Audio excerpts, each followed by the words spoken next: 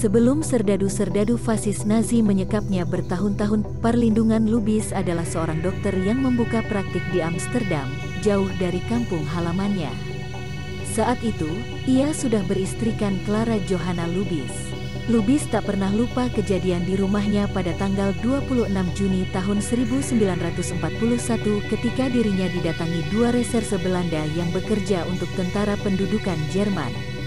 Tanpa basa-basi ia dibawa secara paksa oleh dua reserse itu. Sebagai mantan ketua Perhimpunan Indonesia, Lubis memang anti-fasis. Buku Pendidikan di Tapanuli Bagian Selatan, 2017, menyebut Perlindungan Lubis adalah salah satu pimpinan mahasiswa yang terbilang radikal, anti-fasis pada saat pendudukan Belanda oleh Jerman. Nazi Jerman dan fasis memang bukan sekutu yang layak diajak kerjasama. Lubis akhirnya tahu, sebenarnya ketua PI yang masih menjabatlah yang hendak ditangkap, tapi sulit ditemukan. Kala itu, Perang Eropa sudah berkecamuk. Salah satu musuh Jerman adalah Uni Soviet yang komunis. Jadi, sebelum kaum komunis atau sosialis di Belanda jadi kekuatan yang mengganggu, mereka mesti disingkirkan.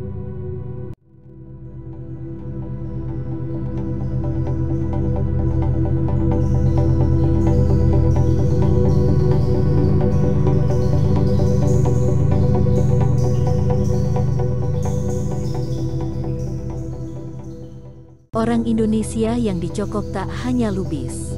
Kawan Lubis di PI, Sidartawan, juga terciduk. Waktu itu, Sidartawan tinggal di klub Huis Indonesia. Memang ia sebagai penggeraknya, catat buku di negeri penjajah, orang Indonesia di negeri Belanda tahun 1600 sampai tahun 1950, 2008, yang disusun Harry Poeze dengan bantuan tulisan dari Ces van Dyck dan Inge van der Meulen. Majalah Indonesia, tanggal 21 Juli tahun 1945, yang dikutip Poeze menyebut, tanggal 25 Juni tahun 1941 pagi-pagi, bersama dengan banyak orang lainnya ia ditahan polisi politik Jerman. Tak hanya Sidartawan dan Lubis saja yang hendak ditangkap. Kawan-kawan mereka seperti Ilderem dan Setiajid juga menjadi incaran polisi. Beruntung, mereka sukses meloloskan diri. Ia bercerita bahwa sepekan sebelum dia ditangkap, ia bersiap-siap dengan dua orang teman lain untuk datang ke rumah kami di Amsterdam.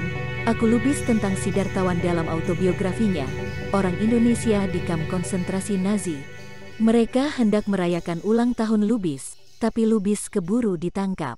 Sidartawan bahkan hendak menyelundupkan satu tas beras yang sulit didapat dan dilarang untuk dibawa keluar kota oleh serdadu-serdadu Nazi. Di Kamp Sekul, Lubis dan Sidartawan bertemu. Tapi di kamp ini, derita belum dimulai. Mereka lebih banyak makan tidur saja. Tak ada kerja paksa yang bikin sengsara. Makanan belum sulit didapat karena mereka masih boleh dikirimi makanan dari luar. Lubis mengaku pernah mendapat apel dari bekas menteri jajahan yang juga jadi tahanan di situ, namanya Walter, yang kenal Lubis sebelum ditahan. Kamp Sekul dijaga tentara Nazi, yang beberapa di antaranya berasal dari Austria.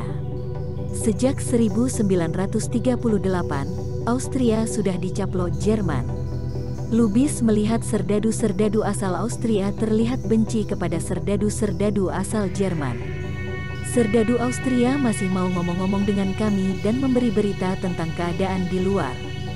Serdadu Jerman sama sekali tidak mau bicara dan mukanya kelihatan seram. Jika ada kejadian yang tidak menyenangkan, mereka melampiaskannya pada kami orang-orang tawanan, tutur Lubis. Pada September, Lubis dan tawanan lain dipindahkan ke Kamp Amersfoort. Disinilah penderitaan dimulai, mereka dipaksa bekerja layaknya kuli tanpa bayaran. Dengan jeda istirahat yang sangat sedikit, mereka memasang pagar kawat berduri, mengangkat semen, mengangkut batu bara, dan barang lainnya. Lubis dan Sidartawan pernah kebagian kerja memasang pagar kawat. Pekerjaan ini tampak lebih berat ketimbang angkat-angkat ala kuli. Udara yang dinginnya bukan main membuat tubuh semakin tersiksa. Selain diperintahkan melakukan kerja paksa, jatah makanan juga berkurang di Kamp Amersfoort. Beberapa tawanan mulai melemah karena kurang makan. Meski serdadu-serdadu Jerman yang menjaga sangat bengis, beberapa tawanan nekat mencuri bahan makanan seperti kentang atau bawang. Dengan sembunyi-sembunyi sering juga orang-orang tawanan meninggalkan pekerjaannya dan keluyuran di kamp, kebanyakan dekat dapur, kandang ayam dan kandang babi. Aku lubis. Jika beruntung, mereka bisa menemukan kupasan kulit kentang, kentang busuk atau kol busuk di dapur. Di kandang ayam, mereka bisa mendapat roti basi atau kol yang sedianya untuk makanan ayam. Sementara di kandang babi, yang terdapat gudang penimbun ubi untuk pakan ternak, Lubis pernah mencuri beberapa potong ubi. Ia harus kena tendang serdadu penjaga ketika ketahuan. Rezim fasis Jerman nan gila kejayaan itu sukses dalam menghinakan lawan politiknya bak binatang. Tentu saja tawanan seperti Lubis tak punya pilihan. Makanan binatang mereka makan untuk bertahan hidup. Memang ada sekelompok tawanan yang sukses mencuri, tapi bukan makanan untuk hewan. Mereka adalah tawanan-tawanan tua yang dipekerjakan di ruang hangat untuk mengupas kentang. Meski tubuh mereka diperiksa ketika keluar dari tempat kerja, mereka kerap berhasil mencuri kentang. Caranya ialah jika mereka pergi ke WC, maka kentangnya dimasukkan ke dalam kloset dan ketika kloset disiram kentang keluar, catat Lubis, aliran air kloset tak dialirkan ke bawah tanah tapi ke permukaan. Kloset tetaplah jalur tinja, tapi itu satu-satunya cara yang mereka bisa untuk mendapatkan kentang. Semenjijikkan apapun, perut tetap harus diisi. Maret tahun 1942 adalah bulan terakhir Lubis melihat Sidartawan. Serdadu fasis Jerman memisahkan mereka. Sidartawan dinaikkan ke dalam truk, tak tahu hendak dibawa kemana. Sebelum berpisah, Lubis berkata pada Sidartawan, "Lebih baik begini, barangkali ada salah satu di antara kita yang bisa selamat keluar dapat menceritakan kesengsaraan kita di kamp konsentrasi ini."